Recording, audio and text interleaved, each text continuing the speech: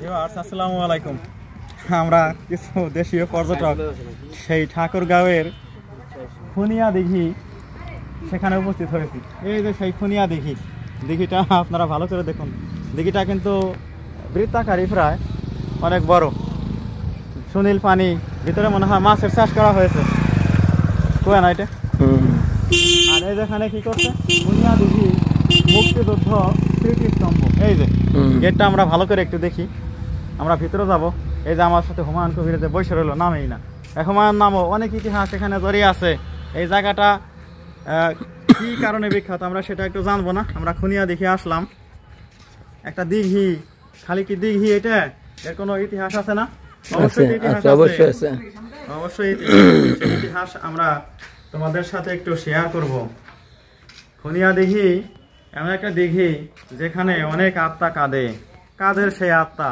সেই 1971 সনে যখন সাধারণ ভাষায় বলে গন্ডগোল, না গন্ডগোল নয়, মুক্তিযুদ্ধ। সেই মুক্তিযুদ্ধে কত হাজার হাজার লোক বাংলাদেশে শহীদ হয়ে গেছে। আর এই খুনিয়া দিঘি এমনই জায়গা, পাক আর্মিরা মানুষ মেরে মেরে কোথায় ফেলতো? খুনিয়া দিঘিতে ফেলতো।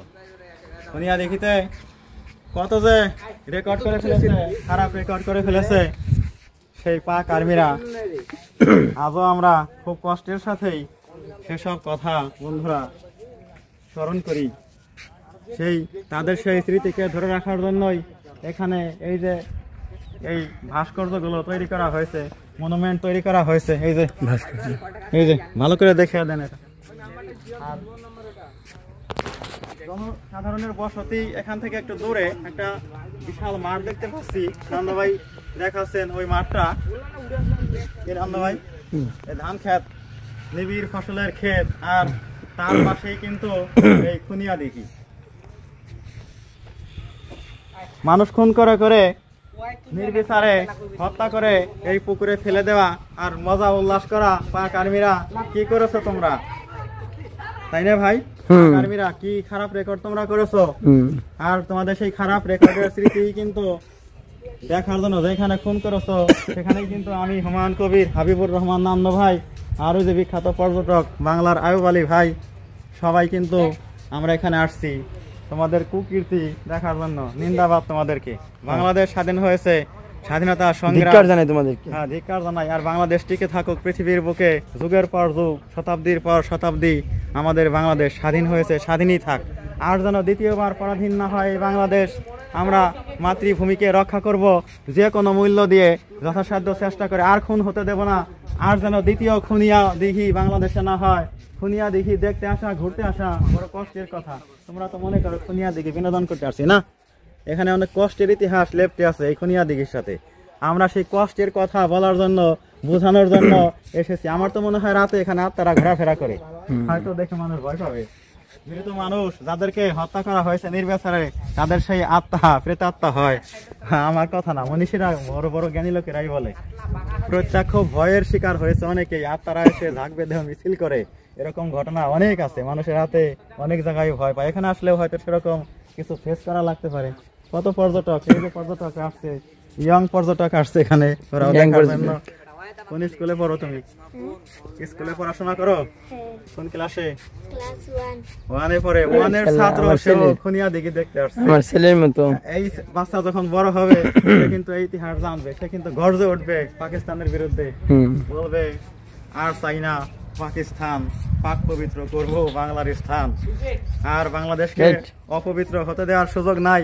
আর বাংলাদেশকে কারো হাতে নিপীড়িত হওয়ার, নির্যাতিত হতে দেওয়ার সুযোগ নাই।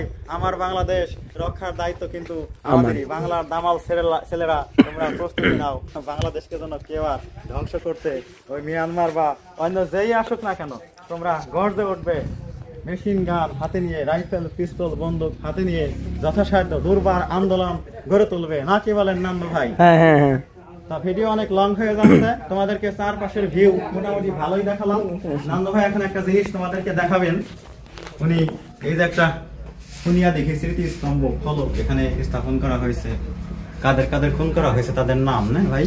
খুন করা হয়েছে কেন? 1971 পাকিস্তানি হানাদার বাহিনীর বড় বড় হত্যাকাণ্ডের শিকার শহীদগণের নামের তালিকা, শহীদ যারা হয়েছে সেই মুক্তিযুদ্ধে তাদের নামের তালিকা কতজন পর্যন্ত? 20 জন অনেকে অজ্ঞাত, মানে ঠিকানা জানা যায় না, অজ্ঞাত আছে অনেক।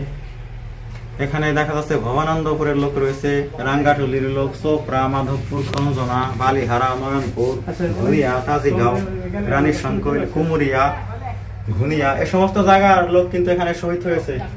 সরকার যে উদ্যোগটা গ্রহণ করছে এটা দেখে ভালোই লাগলো। মানুষ জানবে, বুঝবে, তাদের সম্পর্কে তথ্য নেবে আর এখানে আসবে, ভালো লাগবে তাদের। ধন্যবাদ বন্ধুরা।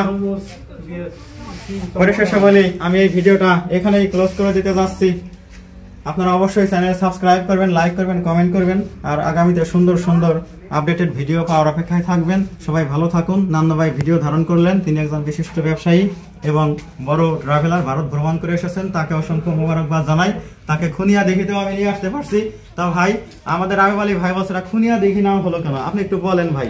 ভাই এই ব্যাপারে আপনি নাম আসলে খুনিয়া দেখি হওয়া উচিত নয়, বলেন কিছু। ৭১ সালে পাক হানাদার বাহিনীর সাথে যে তাদের বর্বরতার শিকার হয়েছে এবং তারা শহীদ হয়েছে, তাকে শহীদ করা হয়েছে, তাই খুনিয়া দিঘি নাম না করে যদি শহীদ দিঘি করা হতো, হ্যাঁ হ্যাঁ, এটাই ভালো হতো, উত্তম হইতো বা সুন্দর হইতো। সুন্দর তাই আমি অনুরোধ করবো সবার কাছে যাতে এইটার নামটা একটু ঘুরিয়ে রাখার জন্য, যে খুনিয়া দিঘি না রেখে পরিবর্তন করে শহীদ দিঘি নাম রাখা জন্য আমি ভাবে আহ্বান জানাচ্ছি। আমরা সবাই সাপোর্ট করি এই কথা। ধন্যবাদ সবাইকে। এখন এই ভিডিও ক্লোজ করে দিচ্ছি। ফি আমানিল্লাহ, ভালো থাকো বন্ধুরা, ধন্যবাদ।